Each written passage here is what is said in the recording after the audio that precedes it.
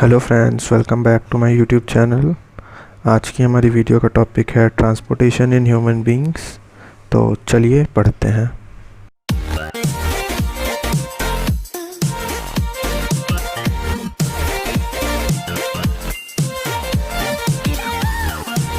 In human, the blood vascular system consists of vascular tissues that are blood and lymph, and blood vessels that are artery, vein, and capillaries. We have closed vascular system as our blood flows in closed blood vessels. So we see here that जो हमारा vascular system है जिसमें vascular tissues हैं, blood and lymph, and we have blood vessels, artery, vein and capillaries. हमारा blood vascular system close type का है क्योंकि हमारा जो ब्लड है वो क्लोज्ड ब्लड वेसल्स में फ़्लो होता है। Now let's see detail about vascular tissue. The vascular tissue has a fluid called plasma, which contains fiber and free cells that are corpuscles which float in the plasma. Blood and lymph are examples of vascular connective tissue. जो हमारा vascular tissue है वो fluid है, मतलब एक तरीके का liquid है जिसे प्लाज्मा कहते हैं, एंड इट कंटेन्स फाइबर, इसमें फाइबर होता है, फ्री सेल्स जो कि फ्रीली मूव करते हैं उन्हें हम कॉर्पसेल्स कहते हैं, और ये पूरे प्लाज्मा में मूव करते रहते हैं फ्रीली। ठीक है। Then blood and lymph are examples of vascular connective tissue. इसके दो एग्जाम्पल्स हैं, blood and lymph. Both of these circulate in the body and are responsible for transportation of material from one place to another. These include nutrients, gases, salts etcetera. Both of these, ये blood और lymph जो ये दोनों हैं, ये पूरी body में circulate करते रहते हैं और यही रिस्पॉन्सिबल होते हैं ट्रांसपोर्टेशन के, जो भी हमारे मटेरियल्स हैं उनके ट्रांसपोर्टेशन में, एक जगह से दूसरी जगह ले जाने में। और ये मटेरियल्स न्यूट्रिएंट्स हो सकते हैं जो डाइजेस्ट हमने किया है, गैसेस हो सकते हैं, ऑक्सीजन, कार्बन डाइऑक्साइड, और तमाम तरीके के सॉल्ट्स जो हमारी बॉडी में प्रेजेंट हैं, इनका ये ट्रांसपोर्टेशन करते हैं। So let's see what is blood. Blood is the transport medium of the body. It is an extremely complex substance carrying different cells and substances to everywhere in our body. ये जो हमारा blood है यही transport medium provide करता है, और ये extremely complex substances से बना होता है जो कि डिफरेंट सेल्स और सब्सटेंसेस को बॉडी के डिफरेंट पार्ट्स में, या यूँ कह लें हर जगह तक पहुँचाते हैं। So let's see functions of blood. The first function is transport of digested food product from the villi of small intestine to all areas of the body for use and storage. That means whatever we have digested in our small intestine, जो भी चीज़ें हमने खाई उसको digest किया, वो villi से, villi जो कि स्मॉल इंटेस्टाइन में प्रेजेंट होती है, उससे वहाँ से उसका एब्जॉर्प्शन होता है, ब्लड कैपिलरीज होती हैं, डिफ्यूज़न से उस न्यूट्रिएंट्स को एब्जॉर्ब करती हैं और फिर बॉडी के सारे एरियाज़ में पहुँचाती हैं, जहाँ जहाँ उसकी ज़रूरत होगी वहाँ वो यूज़ होगा, और कुछ चीज़ें जिन्हें स्टोर करना है उसका स्टोरेज होगा। Then the next function is transport of excretory products from the cell where they are formed to the excretory organ. यही हमारा ब्लड, जो भी हमारी बॉडी में एक्सक्रीटरी प्रोडक्ट्स बन रहे हैं, उन्हें उसके ओरिजिन से उसके एक्सक्रीटरी ऑर्गन तक लेके जाएगा। जैसे हमारी बॉडी में हमारा एक्सक्रीटरी ऑर्गन किडनी है, तो सारे वेस्ट मटेरियल जो भी एक्सक्रीटरी प्रोडक्ट में आने हैं उन्हें वो किडनी तक लेके आता है blood. Next thing is transport of chemical messages from the glands where they are made to everywhere in the body. यही ब्लड जो हमारे हार्मोन्स होते हैं, केमिकल मैसेजेस, इसका भी ट्रांसपोर्ट करता है फ्रॉम द ग्लैंड्स जिनमें वो हार्मोन बना, to everywhere in the body, जहाँ जहाँ उस हार्मोन को जाना है वहाँ वहाँ ये ब्लड लेके जाएगा। This blood also help to maintain a steady body temperature by distributing heat from the deep seated or very actively working organ. अब इसको इस तरीके से समझ लेते हैं कि हमारी बॉडी में कोई ऑर्गन है जो कि बॉडी में बहुत अंदर है, ठीक है। अब ये वर्क कर रहा है तो ये हीट जनरेट करेगा। अब इसके पास जो भी ब्लड रहेगा वही इस हीट को सरफेस पे ले आता है और स्किन से इसका डिस्ट्रीब्यूशन स्किन तक करके इस ऑर्गन को कूल करता है, ठीक है। So this help to maintain a steady body temperature. नहीं तो पता चला वो ऑर्गन वर्क करते करते करते इतना गर्म हो गया कि बॉडी का टेम्परेचर बहुत हाई हो गया। अब आगे बढ़ते हैं। इसका जो फिफ्थ फंक्शन है वो है transport of oxygen from the lungs to all cells for respiration. जैसा कि हमने पढ़ा ही था कि ये गैसेस का ट्रांसपोर्ट करता है, तो फर्स्ट गैस जो हमारी है वो है ऑक्सीजन। ऑक्सीजन को लंग्स से ब्लड लेता है और सारे सेल्स तक पहुंचाता है जहां रेस्पिरेशन करना है। साथ ही में रेस्पिरेशन हो रहा है तो वी नो कि कार्बन डाइऑक्साइड भी बनेगी। तो carbon dioxide from respiring cells to lung, so it transport the carbon dioxide from respiring cells to the lungs. Now the next function is clotting to prevent excessive blood loss and entry of pathogens. अब suppose हमारी body में कहीं चोट लग गई और वहाँ से ब्लड लॉस हो रहा है, तो यही ब्लड खुद से ही वहाँ पे एक क्लॉटिंग करता है। क्लॉटिंग थक्का बन जाएगा ब्लड का और उस जगह से ब्लड निकलना बंद हो जाएगा और साथ में कोई पैथोजन की एंट्री वहाँ पे नहीं हो पाएगी। नेक्स्ट है provide immunity through lymphocytes. Blood में ही हमारे लिम्फोसाइट्स होते हैं जो कि हमारी बॉडी को इम्यूनिटी प्रोवाइड करते हैं। लिम्फोसाइट्स में वो इम्यूनोग्लोबिन बनाती हैं और यही इम्यूनोग्लोबिन हमारी बॉडी को इम्यूनिटी प्रोवाइड करती हैं। Next function is engulf and digest pathogens by the phagocytic action of granulocytes. Bloods में ग्रेनुलोसाइट्स भी होते हैं जो कि पैथोजेंस को इनगल्फ कर लेते हैं या फैगोसाइटोसिस करते हैं और उसको एक तरीके से किल कर देते हैं, ठीक है। Next thing is it maintain homeostasis, that is various parameters of our body like internal temperature, pH, concentration of substances such as glucose, sodium, potassium etc. in our body fluid. ये ब्लड ही है जो हमारी body में temperature से लेके pH से लेके किसी भी चीज़ के कंसंट्रेशन को ऊपर नीचे होने से बचाता है, या यूँ कह लें उसको बैलेंस बना के रखता है, और इसी बैलेंसिंग को नाम दिया गया है homeostasis. In blood cellular elements are separated by considerable amount of intercellular spaces. In contrast to other connective tissue, the intercellular spaces of blood is a liquid called plasma. हमारी blood में cellular elements हैं वो considerable amount के intercellular substances से separate हुए रहते हैं, और blood के केस में ये जो intercellular substances हैं, cells के बीच में ये जो substances present हैं, ये लिक्विड होते हैं जिसे प्लाज्मा नाम दिया गया है। अब इस डायग्राम से कंपोजिशन ऑफ ब्लड को समझ लेते हैं। ये डायग्रामेटिक व्यू में एक ब्लड वेसल को दिखाया गया है। इसमें रेड ब्लड सेल्स हैं जिन्हें एरिथ्रोसाइट्स कहा जाता है, प्लेटलेट्स हैं जिन्हें थ्रोम्बोसाइट्स कहा जाता है, और फिर ये ल्यूकोसाइट्स यानी वाइट ब्लड सेल्स हैं जिसमें बेसोफिल, न्यूट्रोफिल, ईओसिनोफिल हैं, मोनोसाइट और लिम्फोसाइट है। एक और डायग्राम है जो कि टाइप्स ऑफ ब्लड सेल्स को दिखाता है।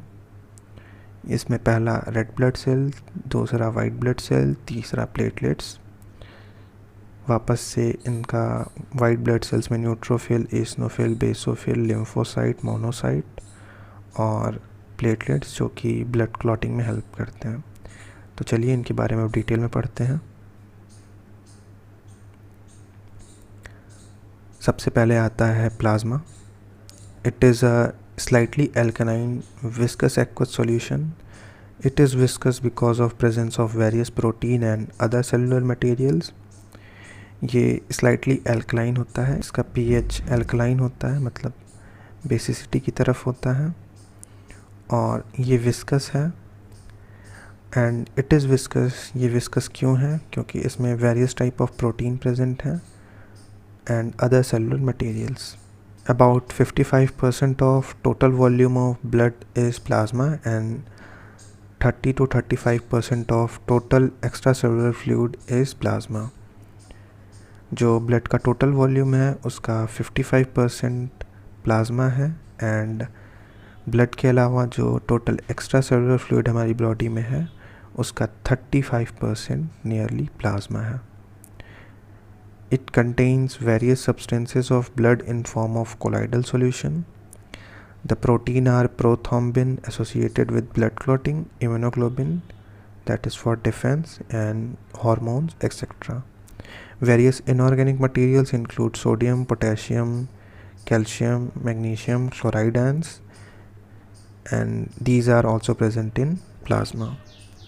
इसमें ब्लड के बहुत सारे सब्सटेंसेस होते हैं और ये कोलाइडल फॉर्म में होते हैं। इसमें प्रोटीन जो होती है वो होती है प्रोथ्रोम्बिन, जो कि क्लॉटिंग से एसोसिएटेड है। प्रोथ्रोम्बिन प्रोटीन क्लॉटिंग कॉज करती है। इम्यूनोग्लोबिन है जो कि बॉडी डिफेंस का काम करते हैं। हार्मोन्स प्रेजेंट होते हैं। साथ में कई तरीके के सॉल्ट्स प्रेजेंट होते हैं प्लाज्मा में। अब नेक्स्ट टॉपिक जो है वो है हमारा ब्लड सेल्स या कॉर्पसेल्स। तो चलिए देखते हैं। There are 3 blood cells, erythrocyte, leucocyte and platelets. Erythrocytes हमारी red blood cells RBC, leucocytes हमारे वाइट ब्लड सेल्स डब्ल्यूबीसी और प्लेटलेट्स हैं। Nearly 55% of blood is plasma. जैसा कि हमने पहले ही देखा कि ब्लड का 55% प्लाज्मा होता है, 45% consist of blood cells and platelets are less than 1%। ये जो प्लेटलेट्स हैं ये 1% से भी कम है। एंड चलिए आगे बढ़ते हैं एरिथ्रोसाइट्स की तरफ। The red blood cells vary in different shapes in different classes of animals. Classes हमने क्लास 9th में क्लासिफिकेशन में पढ़ा होगा, ठीक है। तो in fish, amphibian and reptile and birds, ये चारों में इट इज़ न्यूक्लिएटेड। डब्ल्यूबीसी में न्यूक्लियस प्रेजेंट होता है, oval in shape and biconvex. Biconvex मतलब कुछ इस तरीके का। In mammals they are non nucleated except camels and llama and circular in shape and all the cell organelles are absent. Mammals के case में ये नॉन न्यूक्लिएटेड होते हैं, मतलब ब्लड सेल्स में न्यूक्लियस एब्सेंट होता है। इसका एक्सेप्शन आपको कैमल और लैमा में है। इसका शेप सर्कुलर होता है और सेल ऑर्गेनल्स एब्सेंट होते हैं। Different cell organelles like mitochondria, Golgi body, ये सारे एब्सेंट होंगे मैमल्स के केस में। Erythrocytes contain red colour pigment called haemoglobin. It gives the blood red colour. In human, there is 15 gram of hemoglobin in 100 ml of blood. Deficiency of this is called anemia. Erythrocytes में red colour pigment होता है जिसे haemoglobin कहा गया है। ये blood को red colour provide करता है एंड एक हेल्दी ह्यूमन में 15 ग्राम हीमोग्लोबिन प्रेजेंट होता है 100 ml ऑफ ब्लड में। अगर इससे कम है तो ये डिफिशियंसी होगा। इस डिफिशियंसी का नाम एनीमिया है, ठीक है। Then haemoglobin plays an important role in carrying O2 from lungs to various body parts as it combines O2 forming oxyhaemoglobin. Haemoglobin बहुत इम्पॉर्टेंट रोल प्ले करता है ऑक्सीजन को कैरी करने में। ये लंग्स से वेरियस बॉडी पार्ट्स तक ले जाता है, कंबाइन होके ऑक्सी हीमोग्लोबिन बनाता है। ऑक्सीजन और हीमोग्लोबिन मिलके ऑक्सी हीमोग्लोबिन बनाते हैं। Then each RBC contains nearly 280 million of haemoglobin molecule. एक रेड ब्लड सेल में 280 मिलियन हीमोग्लोबिन मॉलिक्यूल होता है ऐसा इसलिए है because there is no nucleus and all the space is use to carry oxygen. पहले ही हमने देखा कि मैमल के केस में न्यूक्लियस एब्सेंट है, तो जो न्यूक्लियस के ना होने से जितनी भी जगह है वो सारी ऑक्सीजन कैरिंग के लिए यूज़ होती है। They also lack mitochondria, like हमने बताया है कि इसमें सेल ऑर्गेनेल एब्सेंट होता है, तो माइटोकॉन्ड्रिया एक मेजर है जो कि एब्सेंट है। इस वजह से ये अपनी एटीपी एनारोबिकली बनाते हैं, मतलब O2 के एब्सेंस में, ठीक। Thus they do not consume any O2 which they are transporting. इसका मतलब ये है कि ये जो भी O2 ट्रांसपोर्ट कर रहे हैं वो यूज़ नहीं करते हैं। नेक्स्ट हम आते हैं ल्यूकोसाइट्स पे। ल्यूकोसाइट्स हमारे वाइट ब्लड सेल्स हैं। Leucocytes are extremely important cells as they provide defence mechanism to the body against infection. ये बहुत ज़रूरी है हमारी बॉडी में बिकॉज यही वो हैं जो डिफेंस मैकेनिज्म बनाते हैं हमारी बॉडी में जब भी कोई इन्फेक्शन होता है। Normally their number varies from 5000 to 10,000 per cubic millimetre, but after an infection their number is raised significantly। आमतौर पर इनकी संख्या 5000 से 10,000 पर क्यूबिक मिलीमीटर होती है, लेकिन जब भी कोई इन्फेक्शन होता है तो इनकी संख्या बहुत तेज़ी से बढ़ती है, क्योंकि हमने बताया ही है कि ये डिफेंस प्रोवाइड करते हैं। तो ऐसे तो कम रहेंगे, बट जैसे ही कोई इन्फेक्शन होगा तो ये अपना नंबर तेज़ी से बढ़ाते हैं। WBC are nucleated cell devoid of haemoglobin. ये न्यूक्लिएटेड होते हैं, इसमें न्यूक्लियस प्रेजेंट होता है और हीमोग्लोबिन एब्सेंट होता है, ठीक है। Various cell organelles like mitochondria, Golgi complex, endoplasmic reticulum are present in the cytoplasm. जितने भी तरीके के सेल ऑर्गेनले हैं ये सारे इनमें प्रेजेंट रहेंगे। नेक्स्ट है there are 2 types of leucocytes. WBC 2 तरीके की होती है, पहली ग्रेनुलोसाइट्स, दूसरी agranulocytes. They have granules in the cytoplasm. इनमें ग्रेन्यूल है इसलिए इन्हें ग्रेनुलोसाइट कहते हैं। And agranulocytes lack granules in the cytoplasm, और ये साइटोप्लाज्म में ग्रेन्यूल नहीं होता है इनके, इसलिए इनको ए ग्रेनुलोसाइट कहते हैं। Depending on staining of these granules they are further divided. अब ये कैसे स्टेन लेते हैं इसके बेसिस पे इनको फर्दर डिवाइड किया गया है। ग्रेनुलोसाइट्स का डिवीज़न न्यूट्रोफिल्स, एओसिनोफिल्स और बेसोफिल्स में किया गया है। Neutrophil these are most abundant WBC but their life is 15 hours. ये सबसे ज़्यादा WBC में प्रेजेंट होते हैं, लेकिन इनकी लाइफ सिर्फ 15 आवर्स होती है। The granules stain with both acidic and basic dyes. ये जो न्यूट्रोफिल्स हैं ये दोनों एसिड और बेसिक डाई से स्टेन होते हैं, इसलिए इन्हें न्यूट्रोफिल्स नाम दिया गया है। They accumulate in large number at the site of infection. जब भी हमारी बॉडी में कहीं इन्फेक्शन होता है तो वो ये वहाँ जाके इकट्ठे हो जाते हैं। They contain lysozyme enzyme. इनके पास लाइसोजाइम एंजाइम होता है विच फैगोसाइट्स द बैक्टीरियल इन्फेक्शन। ये लाइसोजाइम एंजाइम बैक्टीरियल इन्फेक्शन को फैगोसाइटोसिस करके डिस्ट्रॉय कर देता है। नेक्स्ट है eosinophils. These comprises 1 to 4% of WBC। ये बस 1 से 4% होता है WBC का। The granules stain brightly with acid dyes. Acid dye से स्टेन होते हैं इसीलिए इनका नाम ईओसिनोफिल्स रखा गया है। They are concerned with immune response and their number increases in allergies. They are concerned with immune response, ये इम्यून रिस्पॉन्स से वास्ता रखते हैं। And their number increases in allergies. जब भी कोई एलर्जी होती है तो इनका नंबर तेज़ी से बढ़ता है, जिसे ईओसिनोफिलिया कहा जाता है। इसका टेस्ट भी कराते हैं लोग, जब भी आपको कहीं एलर्जी होगी, बहुत छींक आएगी या कुछ और एलर्जी सिम्टम्स मिलेंगे तो सबसे पहले ईओसिनोफिलिया का टेस्ट किया जाता है कि आपको किसी चीज़ से एलर्जी तो नहीं है, आपका ईओसिनोफिल काउंट बढ़ा तो नहीं है, ये वहीं से पता चलता है। नेक्स्ट है बेसोफिल्स। ये 0.2 to 1% ऑफ WBC है। The granules stain with basic dyes. ये बेस डाई से स्टेन होते हैं इसलिए इनका नाम बेसोफिल्स पड़ा है। The granules of basophils contain heparin, histamine and serotonin and these work in circulation of mast cells. Mast cells जो हैं वो कोई भी इन्फेक्शन होता है तो वहाँ पे रेडनेस कॉज करेंगे या फिर स्वेलिंग कॉज करेंगे, और ये हेपेरिन, हिस्टामिन और सेरोटोनिन के हेल्प से करते हैं।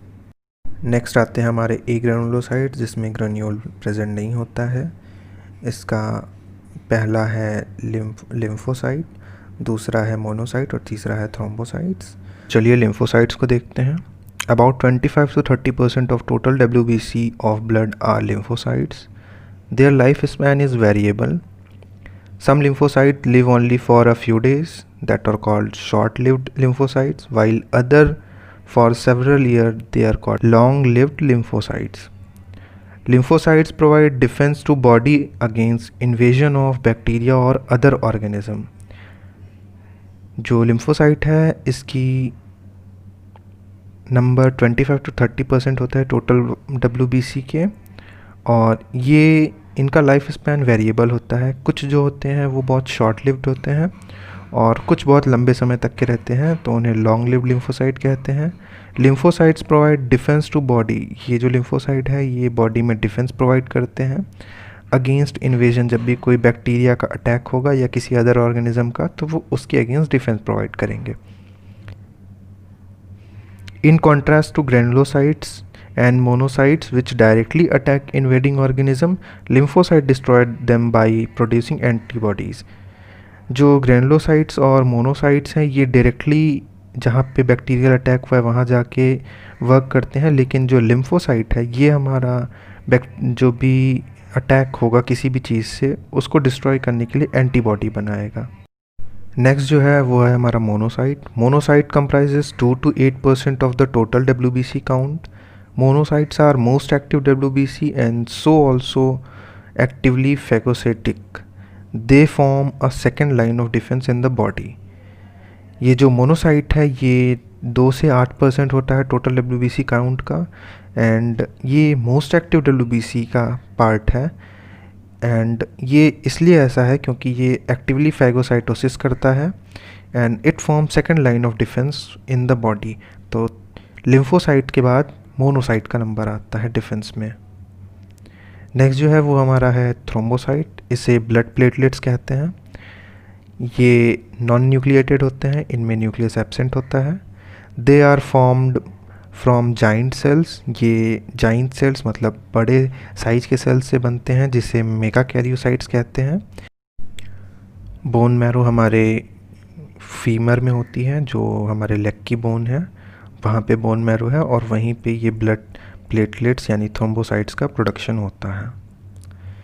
A single mega karyocyte can give rise two thousands of thrombocytes. Their lifespan is about 10 days and most of them are destroyed in spleen. जो मेगा कैरियोसाइट है, ये जो मेगा कैरियोसाइट है ये 1000 थ्रोम्बोसाइट को बना सकती है एंड इसका लाइफ स्पैन 10 डेज़ होता है, एंड ये सारे जाके स्प्लीन में डिस्ट्रॉय होते हैं। स्प्लीन जो कि ग्रेवियान भी कहा जाता है सेल्स का, मतलब कब्रिस्तान है, यहाँ पे जाके ये सारी सेल्स डेथ होती है। Thrombocytes are concern with clotting of blood. ये जो थ्रोम्बोसाइट्स हैं वो बेसिकली क्लॉटिंग में हेल्प करते हैं। Beside the usual cell organelle, the cytoplasm of thrombocyte contain microtubule, actin and myosin filament, which are important in clot retraction.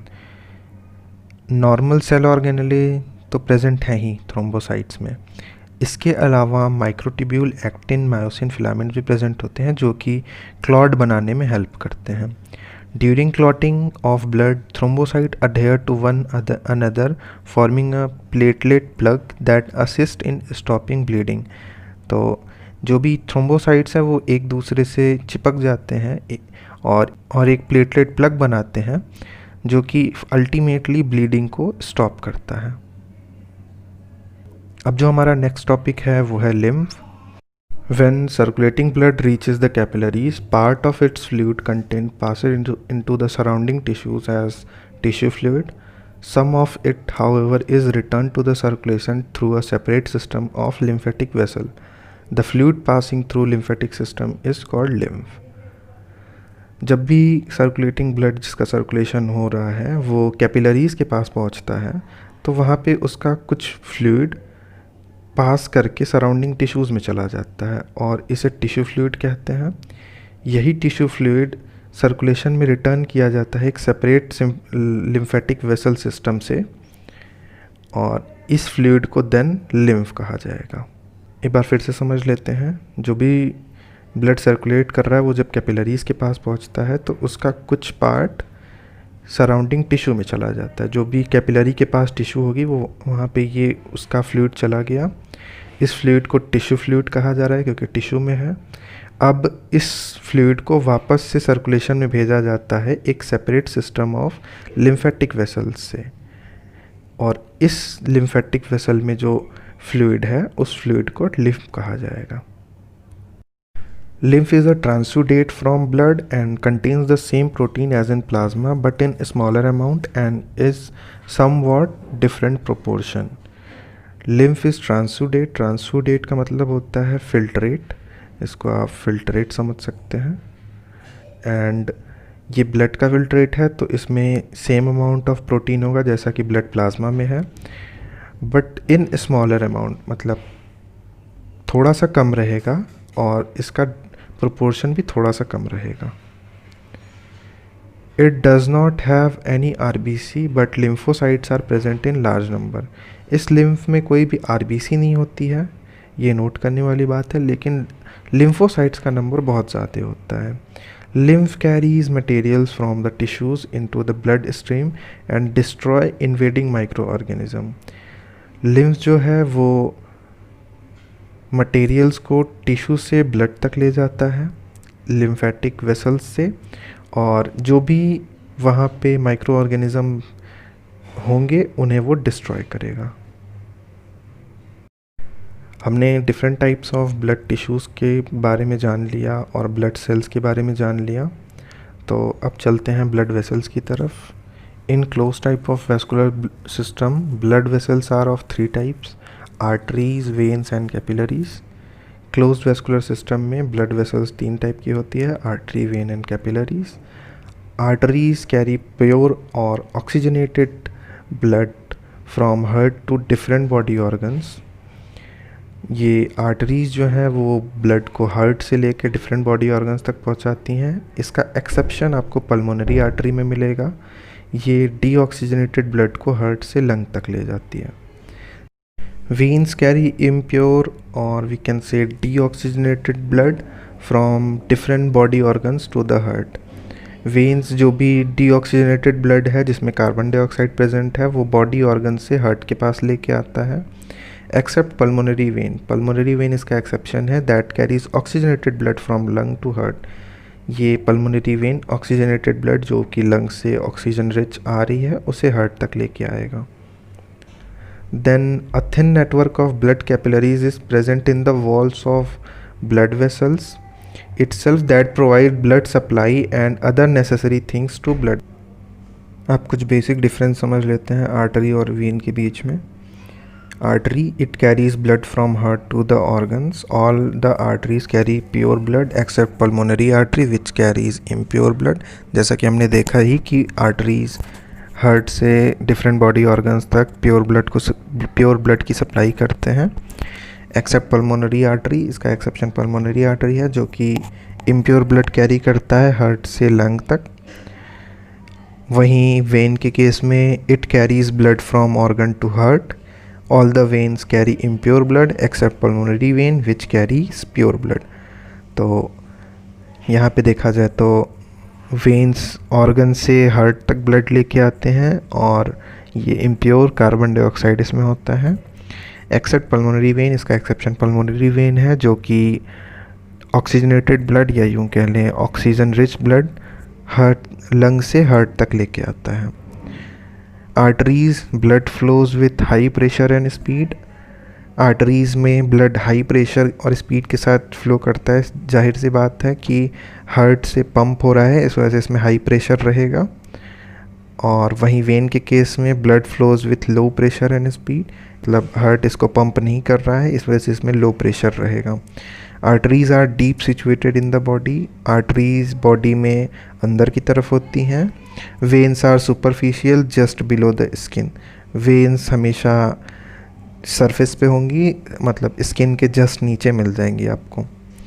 The walls of arteries are thick and tough, जो walls हैं arteries की वो thick and tough हैं because इसमें high pressure से blood flow कर रहा है। The walls of vein are thin and soft, क्योंकि इसमें कोई प्रेशर है नहीं, उतना लो प्रेशर है इसलिए इसकी वॉल थिन एंड सॉफ्ट है। Walls are absent in the wall of arteries, walls जो कि अगर ब्लड फ्लो कर रहा है तो उसके बैक फ्लो मतलब पीछे आने से रोकने के लिए वॉल्स होते हैं। तो आर्टरीज़ के केस में वो एब्सेंट हैं क्योंकि रेगुलर वहाँ पे पंप किया जा रहा है तो वो कभी पीछे आ ही नहीं सकता, इसलिए इस केस में एब्सेंट है। वहीं वेन्स के केस में walls of when contain walls, veins के केस में वॉल्स प्रेजेंट होते हैं क्योंकि यहाँ पे कहीं भी हार्ट पंप नहीं हो रहा है, तो ये वॉल्स कुछ इस तरीके से रहेंगे जो कि ब्लड के फ्लो को बैक फ्लो होने से रोकेंगे। Next is these are pinkish और ब्राइट रेड इन कलर, इनका कलर ब्राइट रेड या पिंक कलर का होता है, वहीं ये डीप रेड या ब्लूइश कलर में होते हैं veins. Arteries do not collapse when empty because their walls are thick, ये खाली होने पे कोलैप्स नहीं करती हैं बिकॉज इनके वॉल्स थिक होते हैं। वहीं veins usually collapse when empty, veins collapse कर जाती हैं एम्प्टी होने पे बिकॉज ये थिन एंड सॉफ्ट हैं। आई होप आपको हमारी वीडियो पसंद आई है, तो इसे लाइक करना ना भूलें और अपने फ्रेंड्स के साथ शेयर करें। हम आगे भी आपके लिए ऐसी वीडियोस लेकर आते रहेंगे।